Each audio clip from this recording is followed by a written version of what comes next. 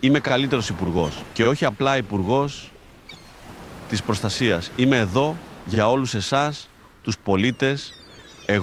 Εγώ είμαι, ξέρετε, πόσο καιρό βρίσκομαι στην πολιτική, προσπαθώ να κάνω καλά τη δουλειά μου.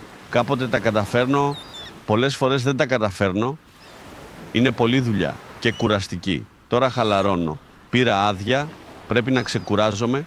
Μου αρέσει το άσπρο, αρέσουν και τα χάπια μου. Το Xanax με στηρίζει ψυχολογικά. Μερικές φορές μόνος, καμιά φορά, με φίλους μου τον κύριο Τζελέπη και κύριο Νταβαρίνο, πάντα μου βρίσκουν κάτι καλό δίπλα στη θάλασσα, με ωραία θέα,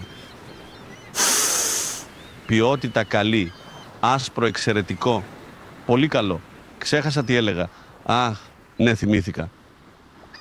Και με κάνει να νιώθω καλά. Σας λέω μόνο την αλήθεια. Και εγώ είμαι ο Μιχάλης Υπουργός